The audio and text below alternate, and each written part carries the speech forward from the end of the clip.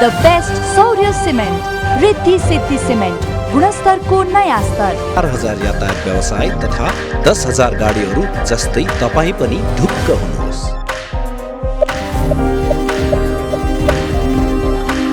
Jagadamba super sign तथा ग्याल्वा plus जस्ता पाता जीवन भरको भरोसा र नयाँ जमानाको ग्लो, ग्लो एन्ड लभली।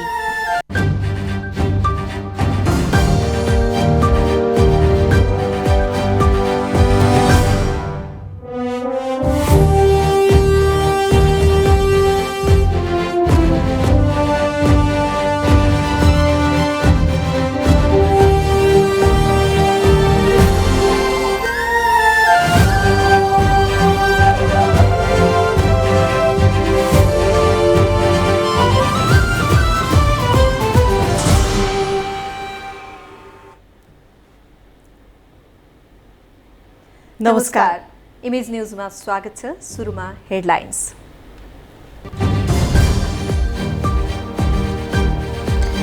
प्रतिनिधि सभामा बजेटमाथिको छलफल जारी। नारा मात्रै बोकेको बजेट संघीयता विरोधी रहेको एमालेको आरोप। सत्ता पक्ष भन्छ क्रान्तिकारी छलाङ। विमान दुर्घटनामा मृत्यु भएका 22 जनाकै शव पोस्टमार्टमपछि पर्सि आफन्तको जिम्मा लगाइने। मौसम सफा नभए उडान गर्न नदिने क्यानको निर्णय।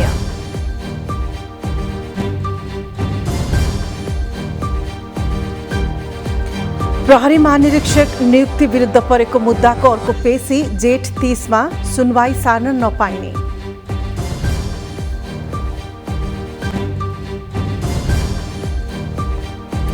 विद्यालय तहको 33 लाख थान पाठ्यपुस्तक छाप्नै बाँकी। सबै विद्यार्थीको हातमा पुग्न अझै 1 महिना लाग्ने।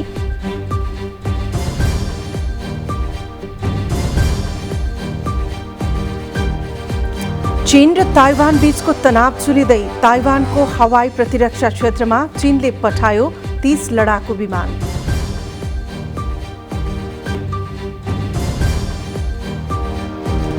र स्कटल्यान्डमा आयोजना हुने आइसिसी लिग 2 अन्तर्गतको त्रिकोणात्मक एकदिवसीय सिरिजको तालिका सार्वजनिक। नेपालको पहिलो भिडन्त नाम्बिबियासँग।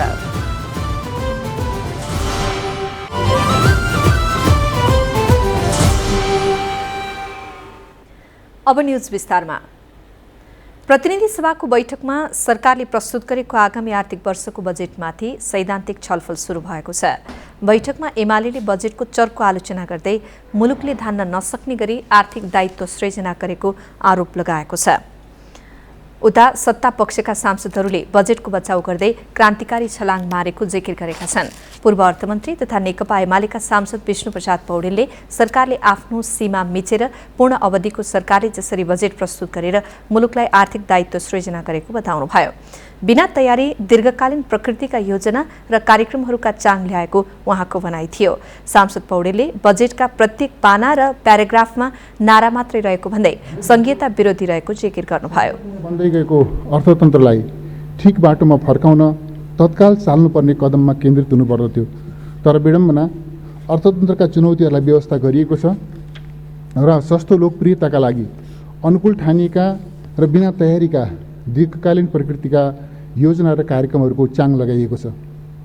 सारत यो बजेट नभएर सत्तारूढ गठबन्धनको चुनावी घोषणापत्र जस्तो, चुनावी प्रचार जस्तो छ। सभामुख महोदय, नेकपा माओवादी केन्द्रका सांसद तथा पूर्व अर्थमन्त्री वर्षमान पुनले आगामी आर्थिक वर्षको बजेटमा कृषि क्षेत्रमा 32% वृद्धि हुनु क्रान्तिकारी छलाङ भएको बताउनुभयो। बजेटले रोजगारी सृजना र गरिबी निवारणको विषय सम्बोधन गरेको पुनको दावी छ। नपुग्ने अवस्थालाई अन्त्य गर्नको लागि कृषि क्षेत्रको आधुनिकीकरणको कार्यक्रम यहाँ आएको छ। कृषि क्षेत्रलाई वैज्ञानिकीकरण गर्ने कुरा आएको छ। कृषि क्षेत्रको उत्पादन वृद्धि गर्ने कुरा आएको छ। कृषि क्षेत्रको उत्पादकत्व वृद्धि गर्ने र व्यवसायीकरण गर्दै त्यसको जिम्मा, त्यसको चाहिँ नेतृत्व दिशानिर्देश गर्ने जिम्मा सङ्घ, प्रदेश र स्थानीय तहले जिम्मा लिने कुरो गरेको छ र त्यो आफैमा एउटा नयाँ विषय आएको छ र संरचनागत परिवर्तनको दिशा पकडेको छ। यसले नेपाली कांग्रेसका सांसद डाक्टर मिनेन्द्र रिजालले सरकारले ल्याएको बजेटको मूल दिशा ठिक रहेको बताउनुभयो। अहिलेको अवस्थामा योभन्दा पृथक ढङ्गले बजेट आउन नसक्ने उहाँको दाबी थियो। अघिल्लो वर्ष आफूले ल्याएको बजेटलाई हेरेर मात्रै आगामी आर्थिक वर्षको बजेटबारे टिप्पणी गर्न प्रमुख प्रतिपक्षी दल एमालेलाई रिजालले आग्रह गर्नुभयो। बजेट भन्नुभयो निर्वाचनमुखी छ, दीर्घकालीन प्रभाव हुनु भएन भनेर। मैले यति मात्रै भन्छु, अघिल्लो वर्ष 2078 साल जेठ 8 गते प्रतिनिधि सभा विघटन भयो। पूर्ववक्ता मान्यले 2078 साल जेठ 15 गते बजेट प्रस्तुत गर्नुभयो। प्रतिनिधि सभाभन्दा बाहिर बजेट प्रस्तुत गर्नुभयो। आफ्नो बजेट पढ्नुहोस् न। निर्वाचनको घोषणा गरेपछि तपाईँले गरेको बजेट र अहिलेको बजेटलाई तुलना गर्नुहोस्। बैठकमा बोल्ने अन्य सांसदहरूले पनि बजेटको पक्ष र विपक्षमा आफ्ना धारणा राखेका थिए। राजनीतिक कार्यकर्तालाई पैसा बाँड्नुको सट्टा प्रदेशलाई जिम्मेवार बनाइकन प्रदेशमा 7वटा प्रदेशमा इन्क्युबेटर खोजिकन ती युवाको सपनालाई एउटा योजनाको रूप दिने जुन साहस यो बजेटले गरेको छ त्यो सराहनीय छ। हामीले 17 खरबको बजेट ल्याएका छौँ। यो बजेटले यो हाम्रा अर्थतन्त्रमा देखिएका चुनौतीहरूलाई चाहिँ अनदेखा गरेको छ। चालु खाता घाटा, व्यापार घाटा, शोधनान्तर घाटा, घट्दो विदेशी मुद्रा सञ्चितलाई सम्बोधन गर्ने कुनै ठोस कार्यक्रम छैन। यो बजेट समग्रमा वितरणमुखी बजेट हो भन्ने कुरा मलाई लागेको छ। यो बजेट 6 महिना पछाडि हुने निर्वाचनमा कसरी आफूलाई र आफ्नो कार्यकर्ताहरूलाई इङ्गेज गर्न सकिन्छ, 2-4 लाख कार्यकर्तालाई कसरी यसबाट केही चिज वितरण गर्न सकिन्छ भन्ने प्रकारले बनाइएको बजेट मैले बुझेको छु। राष्ट्रिय सभामा पनि बजेटमाथि सैद्धान्तिक छलफल सुरु भएको छ।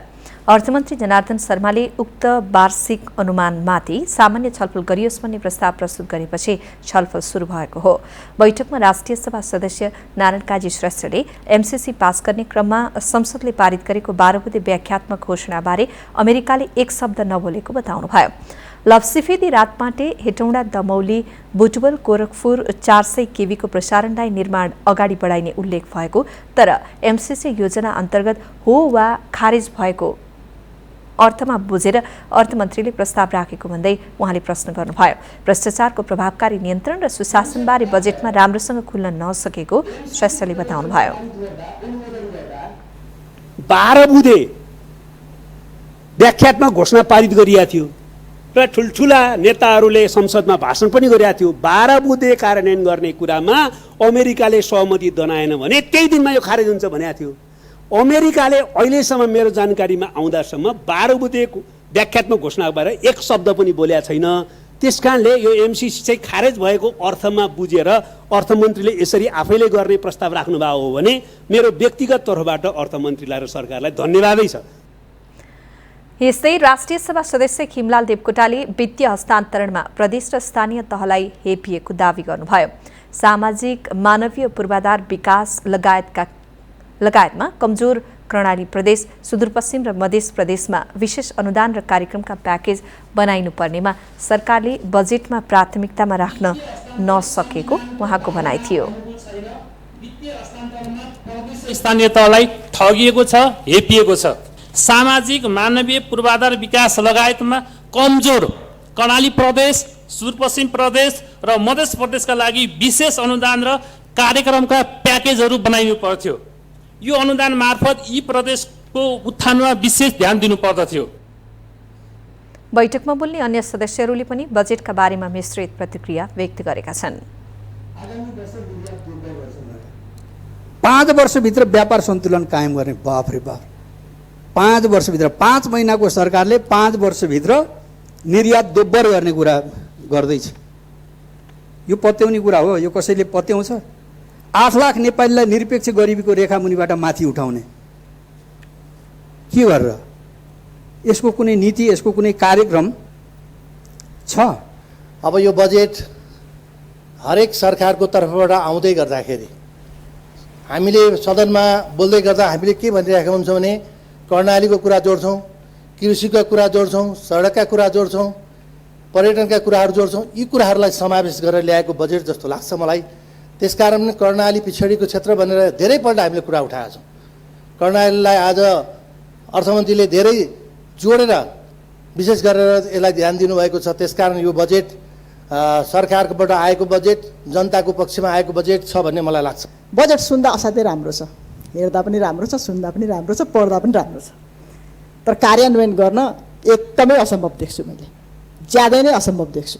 पहिलो कुरा त 5 महिना 6 महिनाको सरकार हो यो, त्यसपछि हामी चुनावमा जान्छौँ अनि चुनावमा जाँदाखेरि घोषणापत्र आफ्ना आफ्ना पार्टीका आफ्ना आफ्ना आउलान्, त्यसपछि चुनाव हुन्छ, चुनावमा जित्ने सरकार को हुन्छ अनि कसले फेरि यो बजेट राख्छ कि अर्को बजेट ल्याउँछ थाहा छैन। त्यो भएर यो 5 महिनाको 6 महिनाको सरकारले 5 वर्षको जस्तो बजेट ल्याएको छ।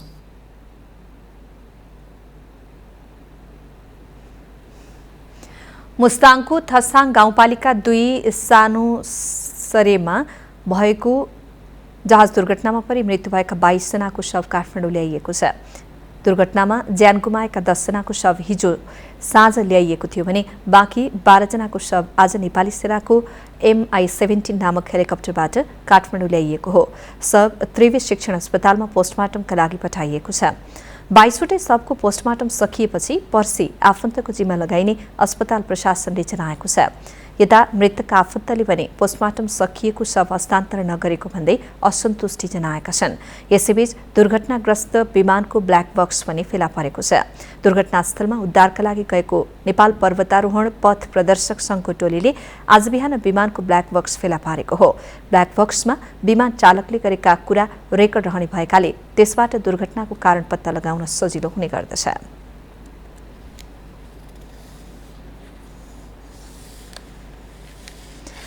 नेपाल नागरिक उड्डयन प्राधिकरणले उडानका क्रममा प्रस्थान गर्ने र गन्तव्यमा पुग्ने एन रूटको मौसम सफा रहेको खण्डमा मात्रै विमानलाई उडान अनुमति दिने भएको छ। हालै तारा एयरको विमान दुर्घटनामा परि 22 जनाको मृत्यु भएपछि प्राधिकरणले जहाज उडानको अनुमतिमा कडाई गरेको हो। तारा एयरको विमान दुर्घटनाको कारण प्रतिकूल मौसम हुन सक्ने प्राधिकरणको प्रारम्भिक अनुमान छ। नेपाल नागरिक उड्डयन प्राधिकरणको प्रवक्ता समेत रहेका निमित्त उपमहानिर्देशक देवचन्द्र लाल कर्णले अब प्रस्थान गर्ने र गन्तव्य विमानस्थलका लागि उक्त रूटमा पर्ने स्थानको पनि मौसम सफा भएमा मात्रै उडान अनुमति दिने निर्णय गरिएको जानकारी दिनुभयो। उक्त नियम आजैबाट लागू भएको छ। यस्तो निर्णय VFR भिजुअल फ्लाइट रुल्सबाट उडान गर्ने विमान र विमानस्थलका लागि मात्रै लागू हुनेछ। उड्डयन क्षेत्रमा VFR भन्नाले आँखाले हेरेर विमान उडाउने र ल्यान्ड गर्ने विधि भन्ने बुझिन्छ। तर IFR इन्स्ट्रुमेन्ट फ्लाइट रुल्स विधि जडान भएको विमान र विमानस्थलमा भने यो नियम लागू हुने छैन। विमान उडानमा पूर्व सूचना कार्यान्वयन नगरिएको प्रति विज्ञहरूले चिन्ता व्यक्त गरेका छन्। मौसम सम्बन्धी पूर्व सूचना प्रणालीको आधारमा विमान उडान नगरे देशले हवाई दुर्घटना भोग्नु नियति नै बन्नेमा विज्ञहरूले चिन्ता व्यक्त गरेका हुन्। जेठ 15 गते भएको तारा एयरको विमान दुर्घटना खराब मौसम हुँदाहुँदै उडान भरेको भन्ने तथ्यहरू सार्वजनिक भइरहेको र विगतमा पनि अधिकांश विमान दुर्घटना प्रतिकूल मौसमका कारण भएको बताइएको छ। जलवायुको अवस्थालाई मध्यनजर गरी विमान उडाउने अन्तर्राष्ट्रिय अभ्यास भएको, तर नेपालमा भने आन्तरिक उडानका क्रममा पूर्व सूचना प्रणालीलाई प्राथमिकता नदिएको टिप्पणी गरिएको छ। एयरलाइन्सले फ्लाइटलाई दबाव सृजना गरेर विमान उडाउन लगिएको हुन सक्ने तर्फ पनि विज्ञहरूले बताएका छन्। संसारमा जहाँ पनि यसलाई चाहिँ अब एभिएसन क्षेत्रमा हवाई उड्डयनको क्षेत्रमा जलवायुको अवस्थालाई मध्यनजर गरेर कुन ठाउँमा कति हावा चलिरहेछ, कुन ठाउँमा हिउँ परिरहेछ, कुन ठाउँमा कुहिरो लागेको छ, भिजिबिलिटी चाहिँ कति मिटरको छ, 200 मिटर, 500 मिटर, 1000 मिटर, जुन क्याटेगोरी छ अब त्यो एभिएसनको चाहिँ आफ्नो प्रोसिजर छ, त्यसलाई चाहिँ हामीले फलो गरिरहेका छौँ छैनौँ भन्ने कुरा चाहिँ अब एकदमै हामीले सूक्ष्म तरिकाले मोनिटर गरेनौँ त्यसको र त्यसलाई चाहिँ त्यो कम्प्लायन्सलाई मानेनौँ भनेपछि यसले जोखिम चाहिँ निम्त्याउँछ। यता जल तथा मौसम विज्ञान विभागका महानिर्देशक कमलराज जोशीले विभागले 3 दिनको पूर्वानुमान सार्वजनिक गर्नुका साथै कृषि, जलस्रोत विकास पूर्वाधार, पर्यटन र विपद न्यूनीकरणका लागि सम्बन्धित निकायहरूमा नै उपलब्ध गराउँदै आएको बताउनुभयो। तेस्रो नम्बरमा अब जलस्रोत हाम्रो विकास पूर्वाधारको निर्माणको आधार भएकोले जलस्रोत दोस्रो, त्यसपछि तेस्रो पर्यटनको चाहिँ हाम्रो ऊ छ हैन। अनि त्यसपछि चौथोमा चाहिँ विपद न्यूनीकरणको लागि सम्बन्धित निकायहरू, 4वटा चाहिँ मुख्यतः यो निकायहरू भन्नुपर्ला। महानिर्देशक जोशीले अझै पनि मौसम पूर्वानुमानबारे बुझाइमा कमी र पालनामा हेलचक्र्याइ हुने गरेको भन्दै दुःख व्यक्त गर्नुभयो। प्रहरी महानिरीक्षक आइजिपी नियुक्तबारे सर्वोच्च अदालतमा परेको मुद्दाको अर्को पेशी जेठ 30 गतेलाई तोकिएको छ। न्यायाधीश द्वय विश्वम्भर प्रसाद श्रेष्ठ र कुमार चुडालको संयुक्त इजलासमा आज सुनवाई हुन नसकेपछि इजलासले यही जेठ 30 गतेको लागि अर्को पेशी तोकेको छ।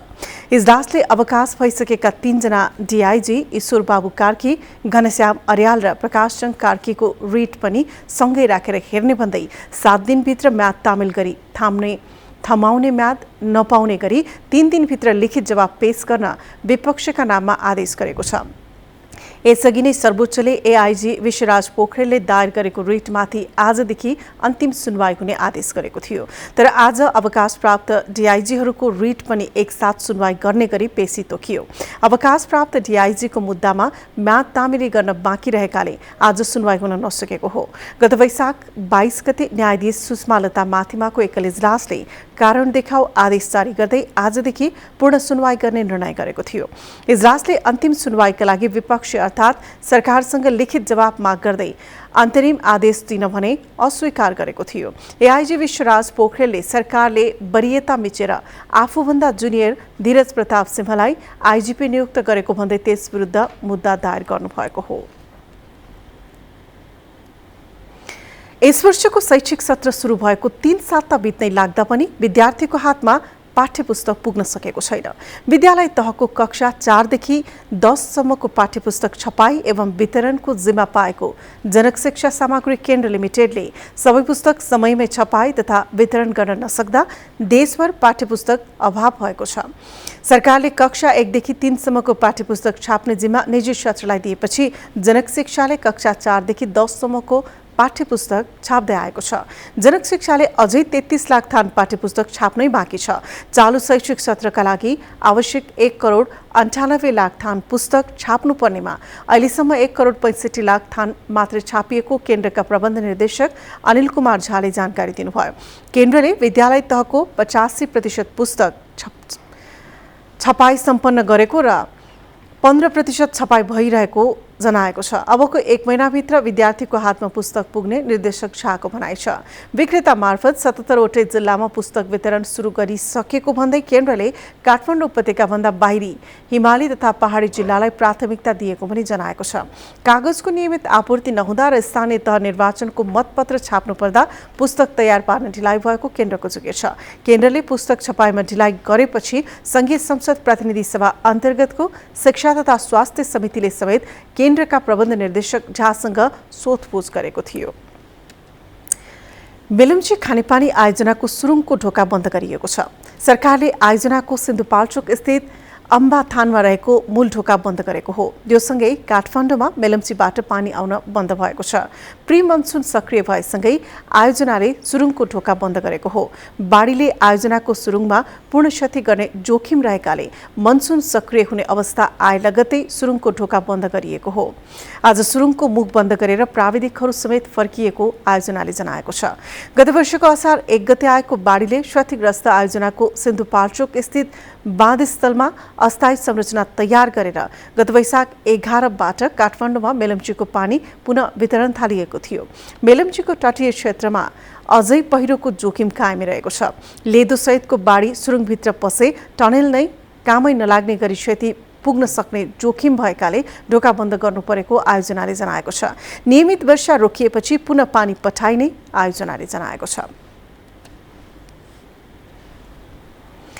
राष्ट्रपति विद्यादेवी भण्डारी अनौपचारिक भ्रमणको सिलसिलामा सुर्खेत पुग्नु भएको छ। सुदूरपश्चिमको प्रमुख पर्यटक स्थल बडीमालिका जाने कार्यक्रम अनुसार उहाँ आज सुर्खेत पुग्नु भएको जिल्ला प्रशासन कार्यालयले जनाएको छ। सुर्खेतका सहायक प्रमुख जिल्लाधिकारी ईश्वरी प्रसाद पाण्डेले राष्ट्रपति भण्डारी आज अपराह्न 1:45 बजे नेपाली सेनाको हेलिकप्टर मार्फत सुर्खेत पुग्नु भएको जानकारी दिनुभयो। उहाँ नेपाली सेनाको सुर्खेत स्थित पश्चिम कमान्ड हेडक्वार्टर निमारेमा बास बस्ने र भोलि बिहान बाजुरातर्फ प्रस्थान गर्ने कार्यक्रम रहेको छ। राष्ट्रपति भण्डारीले आज सुर्खेतको पर्यटक स्थल काँक्रे विहार अवलोकन गर्नुभयो।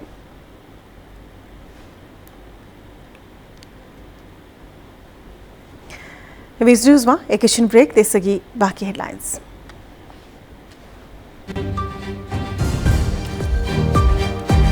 कालीगण्डकीको पानी डाइभर्सन गरी तिनाउमा खसाल्ने योजनाको स्याङ्जा र पाल्पाका जनप्रतिनिधिले गरे विरोध।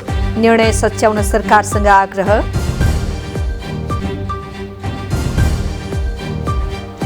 अन्तर्राष्ट्रिय बजारमा कच्चा तेलको मूल्य फेरि उकालो लाग्यो। रुसी तेल आयातमा EU प्रतिबन्धले मूल्यमा दबाव। र सबैलाई खुसी पार्ने गरी आएको बजेट कार्यान्वयनमा वीरगञ्जका उद्योगी व्यापारीले जनाए आशंका। राज्यले 18 खर्ब ऋण बोकेको अवस्थामा 5 खर्बभन्दा बढी घाटाको बजेट कार्यान्वयन चुनौतीपूर्ण।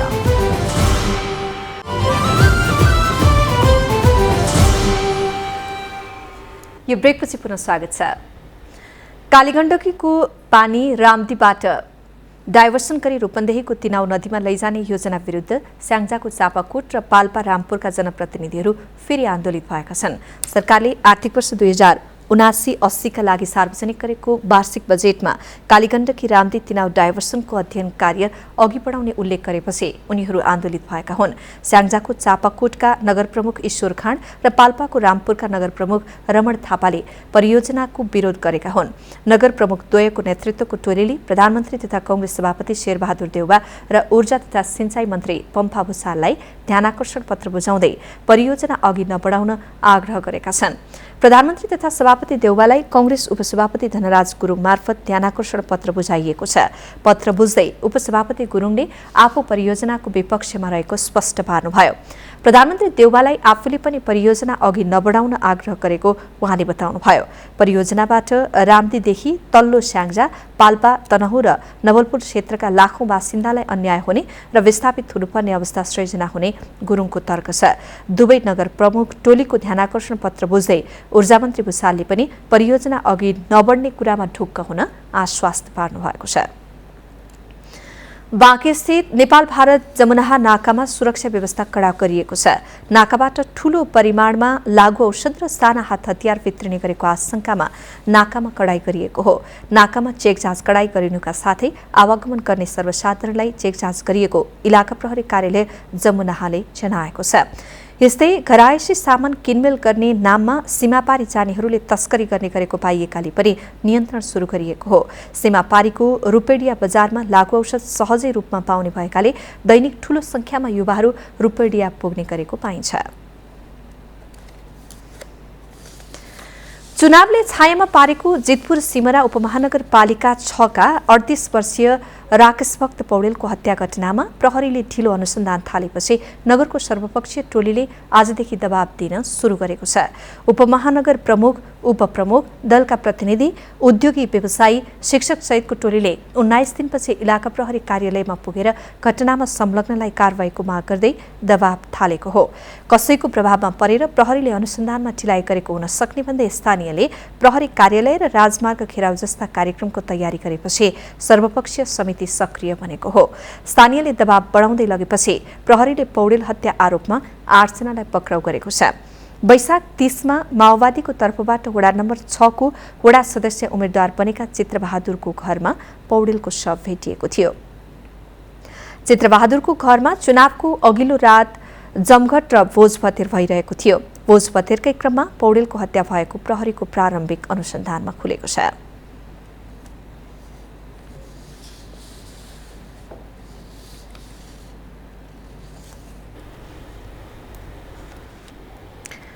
इलाम नगरपालिका र माइजोगमाई गाउँपालिका जोड्ने पक्की पुलको निर्माण थालेको 9 वर्ष बितिसक्दा पनि अझै पूर्णता पाउन सकेको छैन। 2074 सालमा नै सम्पन्न गर्ने गरी ठेक्का प्रक्रियामा अघि बढेको पुल हालसम्म पनि निर्माण सम्पन्न नहुँदा स्थानीय निराश भएका छन्। यो रिपोर्ट।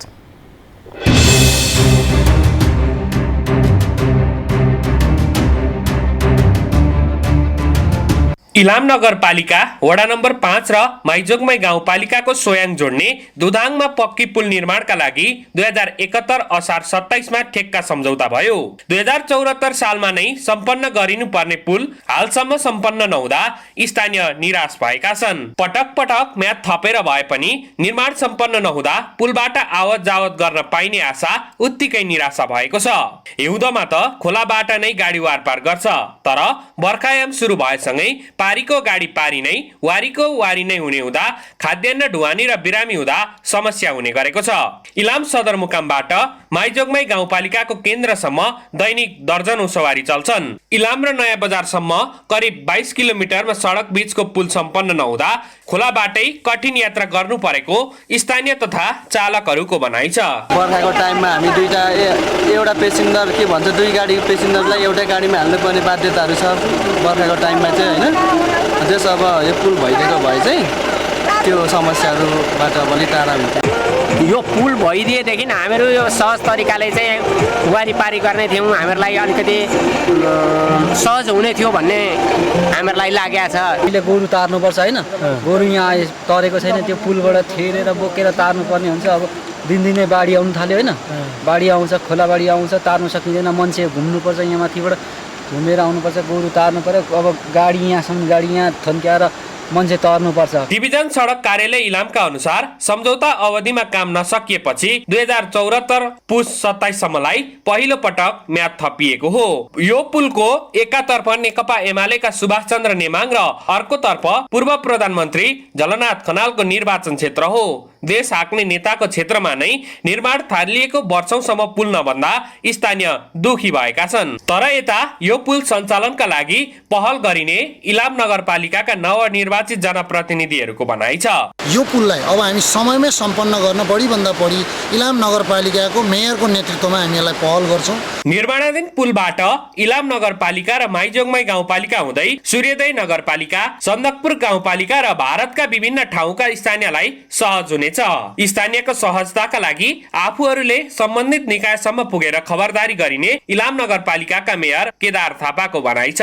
यो माइजोगमाई यो अन्तर्गत यो स्वाइङ, त्यसपछि गएर जौबारी, प्याङ, सब सूर्योदय नगरपालिका, गोर्खे, माने भन्ज्याङसम्म जानको लागि यो महत्त्वपूर्ण बाटोको रूपमा रहेको छ। यो बाटोमा रहेको यो पुललाई नगरपालिकाको तर्फबाट यसलाई चाहिँ पूर्ण रूपमा यो बर्खामा कुनै पनि अवरोध नहुने गरी चाहिँ यो बाटोलाई निर्बाध रूपमा चाहिँ चल्ने किसिमले ल्याउनेछौँ।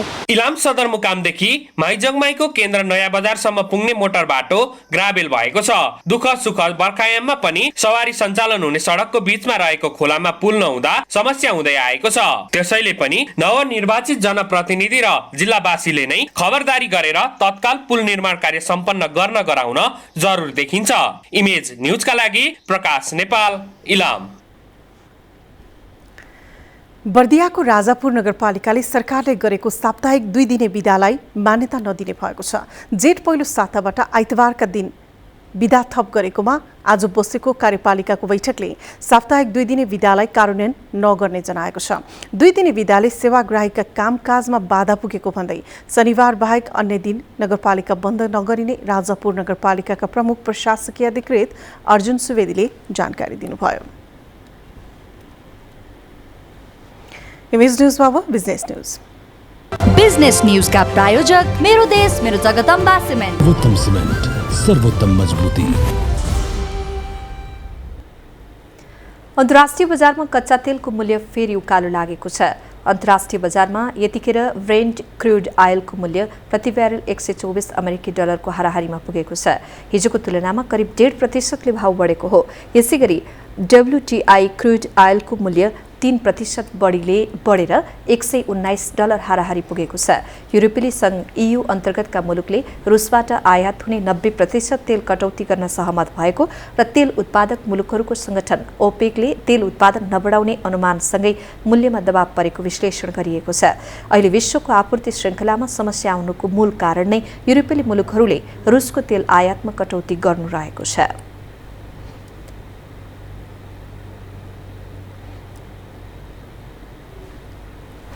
सरकारले आगामी आर्थिक वर्षका लागि ल्याएको बजेटको कार्यान्वयनमा वीरगञ्जका उद्योगी व्यापारीहरूले चिन्ता व्यक्त गरेका छन्।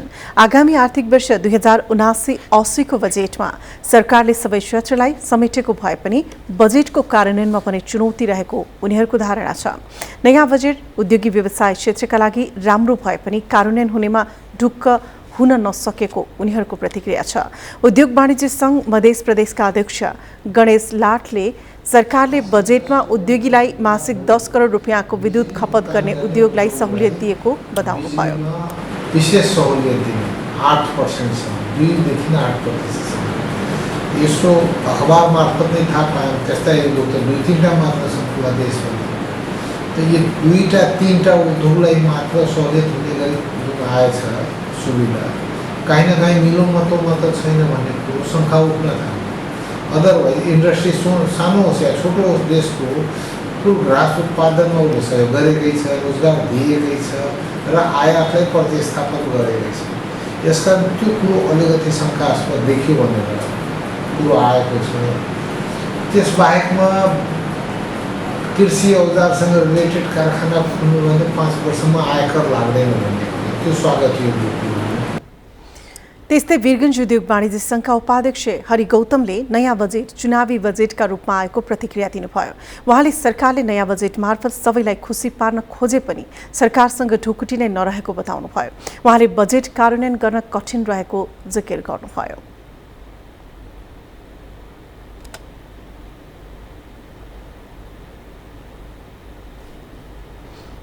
उहाँले राज्यले 18 खर्ब ऋण बोकेको अवस्थामा 5 खर्ब भन्दा बढी खाटाको बजेट कार्यान्वयनमा चुनौती देखिएको बताउनुभयो।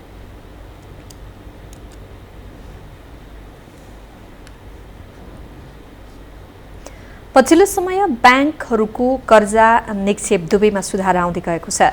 वाणिज्य ब्याङ्कहरूले जेठ महिनाको दोस्रो सातासम्म निक्षेप र कर्जा लगानी दुवैमा वृद्धि गरेका छन्। नेपाल ब्याङ्कर्स सङ्घले जेठ 13 सम्मको विवरण सार्वजनिक गर्दै निक्षेपमा 13 अर्बको वृद्धि भएको जनाएको हो। जेठको पहिलो साता 7 अर्बले वृद्धि भएको निक्षेप दोस्रो साता 6 अर्बले बढेको हो। वैशाख अन्तिम साता 43 खर्ब 70 अर्ब रहेको निक्षेप पछिल्लो यस अवधिमा 43 खर्ब 83 अर्ब पुगेको छ। यस्तै कर्जा लगानी 7 अर्बले वृद्धि भएको सङ्घले जनाएको छ। वैशाख अन्त्यमा 41 खर्ब 91 अर्ब रहेको कर्जा लगानी अहिले 41 खर्ब 98 अर्ब पुगेको छ। हाल वाणिज्य ब्याङ्कहरूको औसत सिडी रेसियो 90% रहेको पनि सङ्घले जनाएको छ।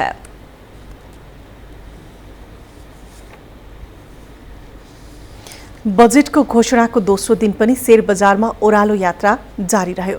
बजेटको निजी क्षेत्रले स्वागत गरिरहँदा पुँजी बजारले भने रातो झण्डा देखाइरहेको छ। उतार चढावका बीच बजार परिसूचक नेप्से 35 अङ्कले छरेर 2137 मा आएर थामियो। सामूहिक लगानी कोष नगन्ने अङ्कले हरियो रह्यो भने अरू सबै समूह ओह्रालो लागे। निर्जीवन बीमा समूहमा सबैभन्दा उच्च 200 अङ्क माथिको गिरावट आयो। अरू पनि अधिकांश समूह दोहोरो अङ्कले घटे। यस दिन नेपाल स्टक एक्सचेन्जमा 229 कम्पनीको 37 लाख किता सेयर जम्मा 1 अर्ब 32 करोड बराबरमा किनबेच भएको एक्सचेन्जले जनाएको छ।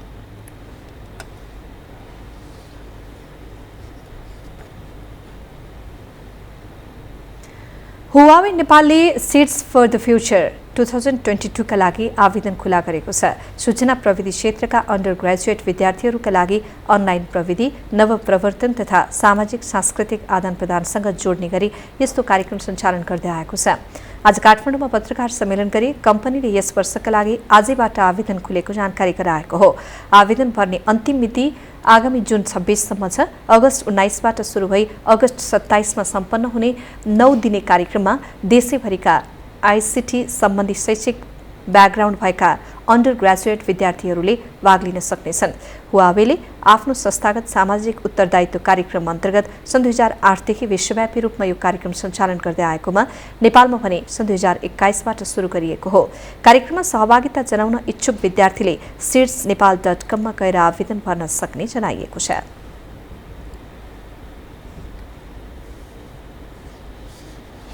YY global tin hero Nepal 2022 को 8औं संस्करणको आवेदन आजदेखि खुला गरिएको छ।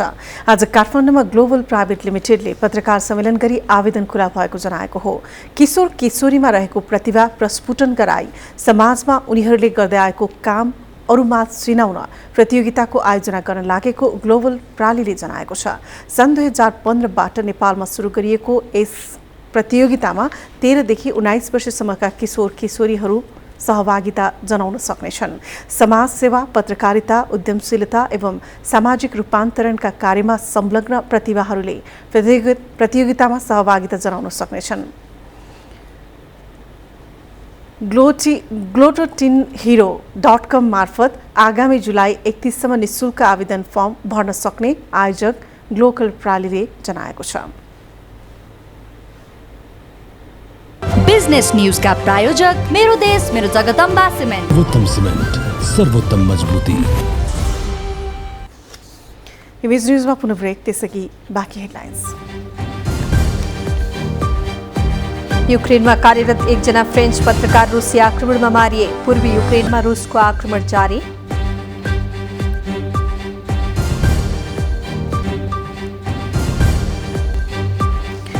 र स्कटल्यान्डमा आयोजना हुने आईसीसी लीग 2 अन्तर्गतको त्रिकोणात्मक एक दिवसीय सिरिजको तालिका सार्वजनिक। नेपालको पहिलो भिडन्त नामिबियासँग।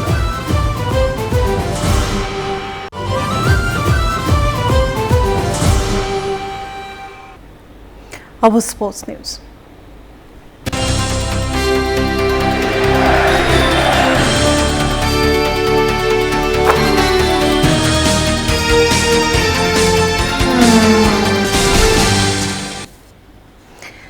अन्तर्राष्ट्रिय क्रिकेट परिषद आईसीसीले आईसीसी पुरुष क्रिकेट विश्वकप लीग 2 अन्तर्गत स्कटल्यान्डमा आयोजना हुने त्रिकोणात्मक एक दिवसीय सिरिजको खेल तालिका सार्वजनिक गरेको छ।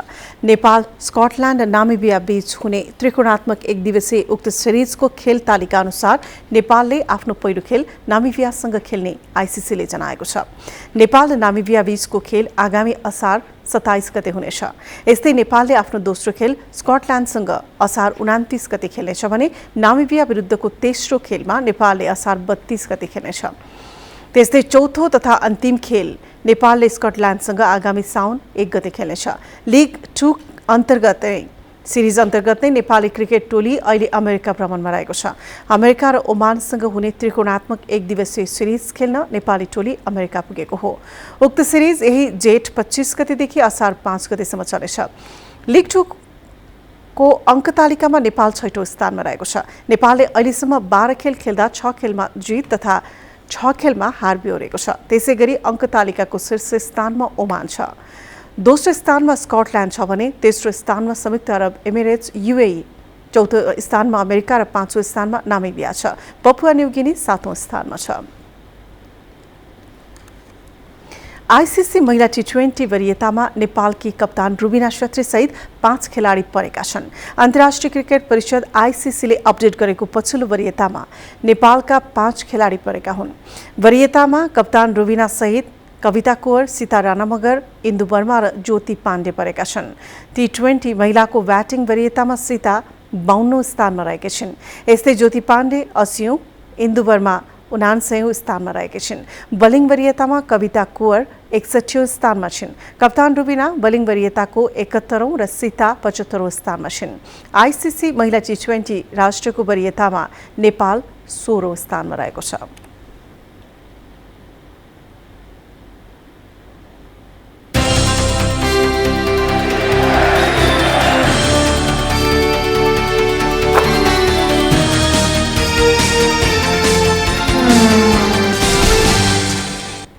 अब वेदर अपडेट।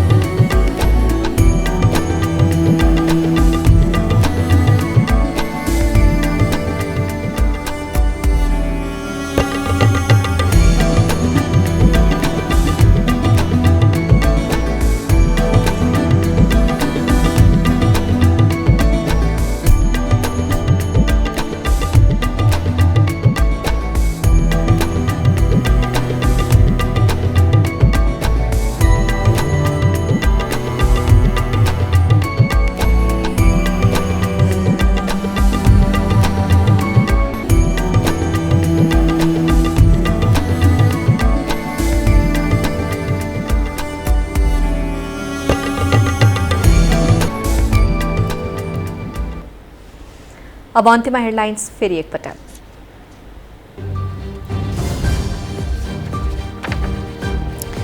प्रतिनिधि सभामा बजेटमाथिको छलफल जारी, नारा मात्रै बोकेको बजेट संघीयता विरोधी रहेको एमालेको आरोप, सत्ता पक्ष भन्छ क्रान्तिकारी छलाङ।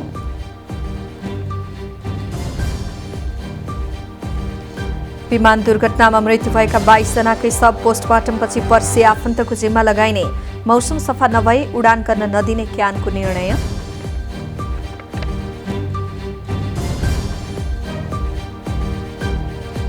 प्रहरी महानिरीक्षक नियुक्ति विरुद्ध परेको मुद्दाको अर्को पेशी, जेठ 30मा सुनवाई सार्न नपाइने।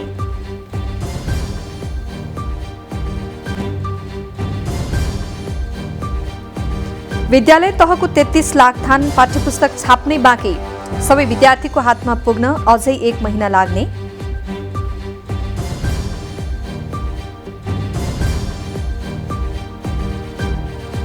चीन र ताइवान बीचको तनाव चुलिँदै ताइवानको हवाई प्रतिरक्षा क्षेत्रमा चीनले पठायो 30 लडाकु विमान।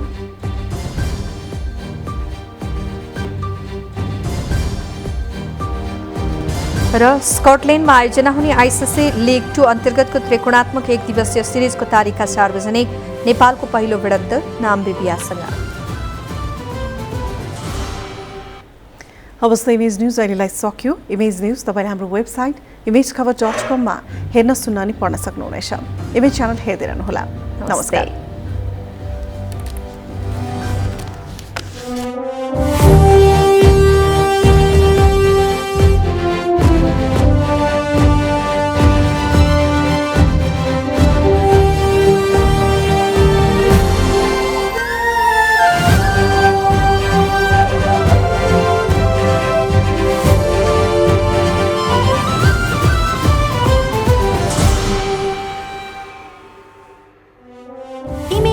का प्रायोजक dish home Fibernet presents mega 5 खुशीको अपग्रेड।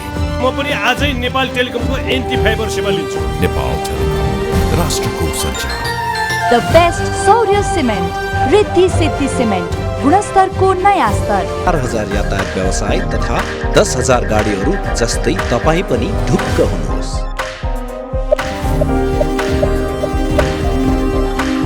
जगदम्बा सुपर साइन तथा ग्याल्बा प्लस जस्ता पाता जीवनभरको भरोसा र नयाँ जमानाको ग्लो एन्ड लभली।